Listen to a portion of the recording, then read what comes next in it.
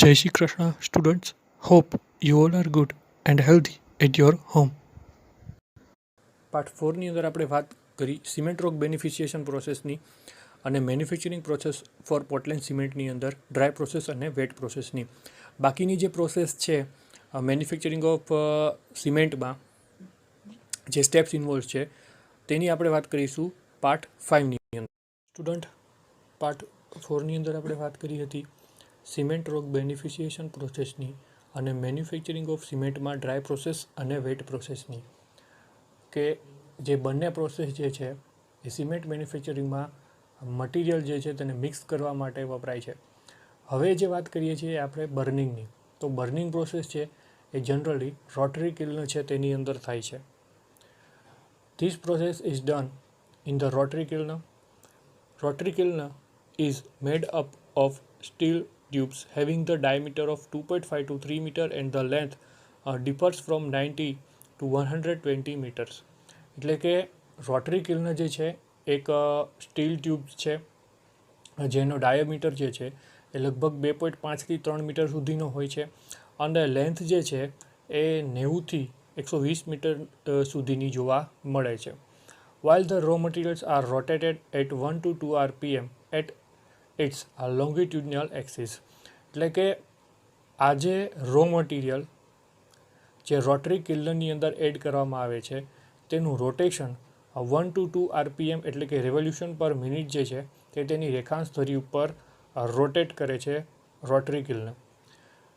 The inner side of the kiln is lined with the refractory bricks. જે inner side છે એ રિફ્રેક્ટરી BRICS એટલે કે ઈંટોની સંરચનાથી ઇન્સર્ટ કરેલી છે, ઇનર સાઇડ આપેલી છે. જે તમે ઇમેજ જોઈ રહ્યા છો એ છે રોટરી કિલ્ન, કે જેની અંદર જે છે આ બર્નિંગ પ્રોસેસ જે છે એ થાય છે. એટલે કે આ the kiln is supported on the columns of masonry or concrete and rested on the roller bearing in slightly inclined position at the gradient of 1:25 to 1:30. આ જે રોટરી કિલ્ન છે તેને કોન્ક્રીટ પિલર્સ ઉપર રાખવામાં આવે છે, તેનો આધાર લઈને રોટરી કિલ્ન તેની ઉપર રાખવામાં આવે છે. બીજું કે રોલર બિયરિંગનો તેમાં ઉપયોગ કરવામાં આવે છે કે જેની મદદથી છે એ રોટરી કિલ્ન છે પોતે રોટેશન કરે છે. બીજું, આ રોટરી કિલ્નને એકદમ સીધી ના રાખતા થોડીક જે છે ઢળાવવાળી સ્થિતિ ઉપર રાખવામાં આવે છે.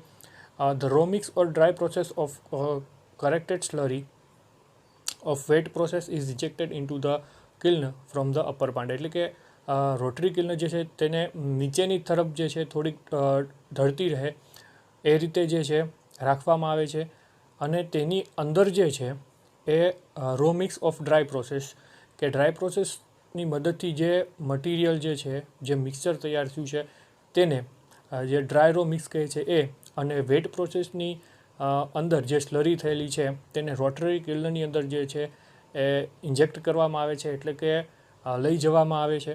The kiln is heated with the help of powdered coal or by oil or hot gases from the lower end of the kiln so that the long hot flame is produced. હવે જ્યારે આપણે call as a ફ્યુલની વાત કરી હતી ત્યારે આપણે કીધું હતું કે સિમેન્ટ મેન્યુફેક્ચરિંગમાં ખૂબ જ ઊંચા તાપમાનની જરૂરત પડે છે અને કોલ જે છે એ તેમાં એનર્જી સોર્સ તરીકે કાર્ય કરે છે. તો અહીંયા જે છે આ કિલ્ન જે છે તેને બર્નિંગ પ્રોસેસમાં જે લાસ્ટ એ ઝોન આવશે જેને ક્લિંકરિંગ ઝોન કહેવામાં આવે છે, તેમાં ખૂબ જ ઊંચા તાપમાનની અંદર જે છે આ રો મટીરિયલને ગરમ કરવામાં આવે છે. એટલા માટે થઈને ખૂબ જ વધારે તાપમાનની જરૂરિયાત હોવાથી અહીંયા જે છે કોલસાનો ઉપયોગ અથવા તો હોટ ગેસીસ જે છે અથવા તો ઓઇલ જે છે તેને લોઅર એન્ડ જે છે એ તરફથી જે છે હોટ ફ્લેમ પ્રોડ્યુસ થાય છે અને જેના કારણે જે છે પ્રોપર જે હીટિંગ મળવું જોઈએ એ હીટિંગ મળી રહે છે. As the kiln position is inclined and it rotates slowly, the material charge from upper end moves towards a lower end at the speed of 15 meter per hour. As the slurry descends, the temperature rises. હવે જે આ જે rotary કિલ્ન છે તેને અગાઉ વાત કરી તેમ એકદમ સ્ટ્રેટ ના રાખતા થોડીક જે છે ઢળેલી એ રીતે રાખવામાં આવે છે કે જેના કારણે જે છે મેક્સિમમ જે છે રોટેશન છે એ રો મટીરિયલનું થઈ શકે at the speed of 15 metre per hour. આ જે છે તેના કારણે જે છે એ ટેમ્પરેચરમાં ધીરે ધીરે એ રાઇઝિસ થાય છે, ટેમ્પરેચરમાં વધારો થાય છે.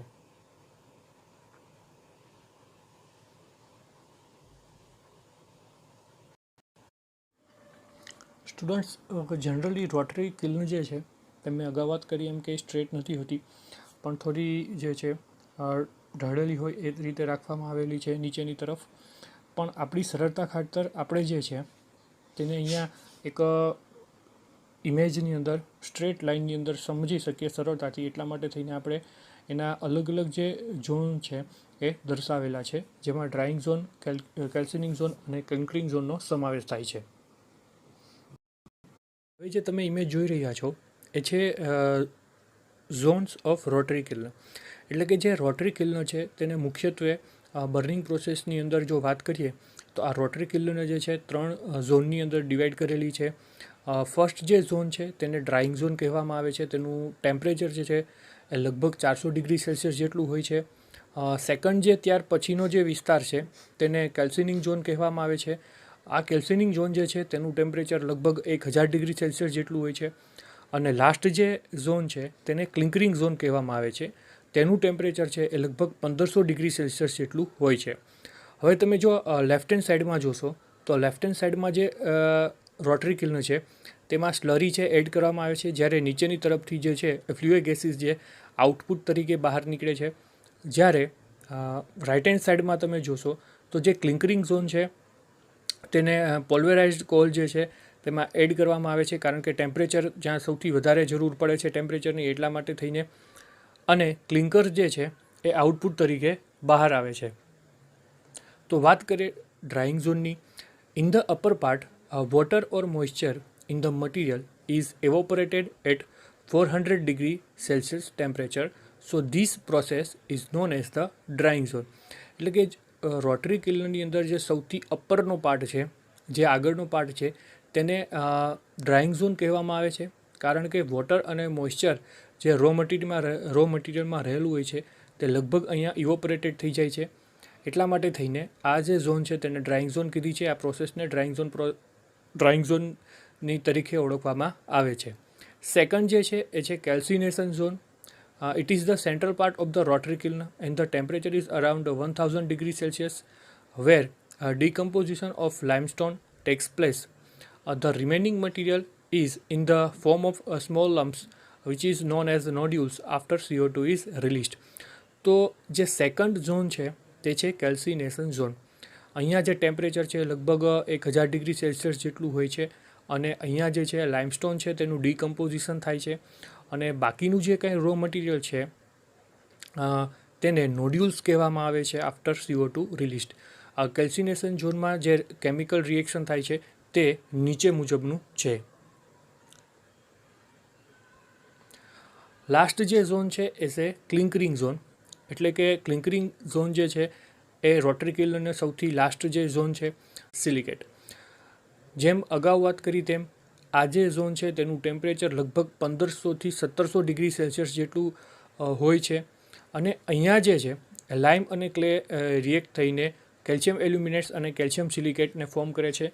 આ માટેના કેમિકલ રિએક્શન તેની નીચે આપેલા છે.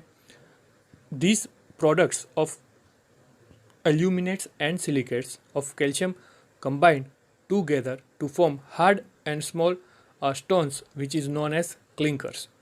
હવે જે તમે સ્ક્રીન ઉપર સૌથી નીચેની તરફ જોઈ રહ્યા છો તેને સિમેન્ટ ક્લિંકર્સ કહેવામાં આવે છે, જે એલ્યુમિનેટ્સ અને સિલિકેટ ઓફ કેલ્શિયમ જે છે એ કમ્બાઈન થઈને બનેલે છે, જેને ક્લિંકર્સ કહે છે. The size of the small and hard clinker is various from 5 to 10 millimetre. એટલે કે આ જે ક્લિંકર જે છે તેની સાઇઝ જે છે લગભગ 5થી 10 મિલીમીટર જેટલી હોય છે. The clinker coming from the burning zone has a very high temperature. જે આ ક્લિંકર જ્યારે બર્નિંગ ઝોન, જે ક્લિંકરિંગ ઝોન છે, ત્યારે જ્યારે આઉટપુટ તરીકે મળે છે ત્યારે આ જે ક્લિંકર હોય છે તેનું તાપમાન ખૂબ જ ઊંચું હોય છે. because as we know that temperature is around 15 degree Celsius to 17 degree Celsius.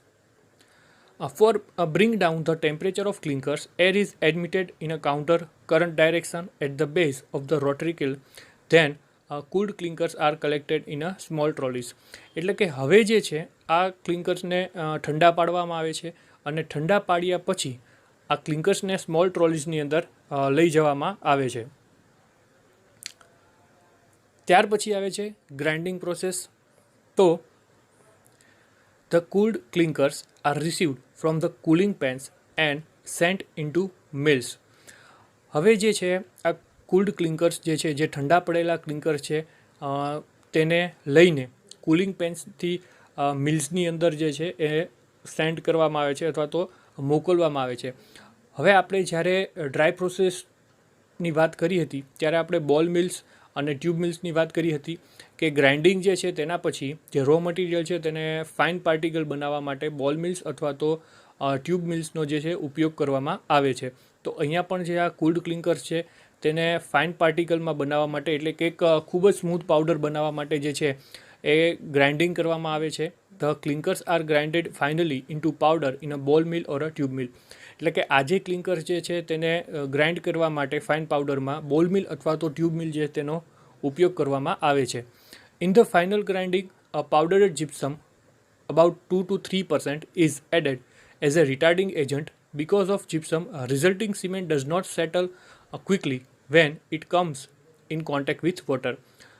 તો જ્યારે આપણે ફંક્શન ઓફ રો મટીરિયલની વાત કરી હતી, જે તમે ભણ્યા હતા, ત્યારે આપણે વાત કરી હતી કે જે જીપ્સમ જે છે તેનો ઉપયોગ જે છે રેટ ઓફ હાર્ડનિંગ જે છે એની અંદર થાય છે. કારણ કે જ્યારે સિમેન્ટ જે છે એ પાણીના કોન્ટેક્ટમાં આવે છે ત્યારે એ તરત જે છે તે સેટ થવા લાગે છે, સેટિંગ ટાઈમ તેનો શરૂ થઈ જાય છે, તે જામવા લાગે છે. પરંતુ બિકોઝ ઓફ જીપ્સમ જે છે એ ટાઈમ થોડોક ડિલે થાય છે, એટલે કે તે ખૂબ જ ઝડપથી છે એ સિમેન્ટ જામવાનું સ્ટાર્ટ થતી નથી. એટલા માટે થઈને જે જીપ્સમ છે એ રિટાર્ડિંગ એજન્ટ તરીકે અહીંયા ઉપયોગમાં લેવામાં આવે છે ફાઇનલ ગ્રાઇન્ડિંગ કરતી વખતે. હવે આ બધા રો મટીરિયલ મિક્સ થયા બાદ અને તેને ફાઇનલી ગ્રાઇન્ડિંગ કર્યા બાદ જે લાસ્ટ જે પ્રોસેસ છે એ છે પેકિંગની. હવે ગ્રાઇન્ડિંગની અંદર જ્યારે જે મટીરિયલ તૈયાર થયું છે એને કહેવામાં આવે છે સિમેન્ટ.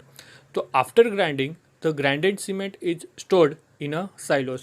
એટલે કે જ્યારે ક્લિંકર્સનો છે ફાઇન પાવડરની અંદર બનાવી દીધા પછી તેમાં જીપ્સમ એડ કરી દીધા પછી જે મટીરિયલ તૈયાર થાય છે તેને સિમેન્ટ કહેવામાં આવે છે અને એ જે સિમેન્ટ છે એને સાઇલોઝની અંદર જે છે એ સ્ટોર કરવામાં આવે છે.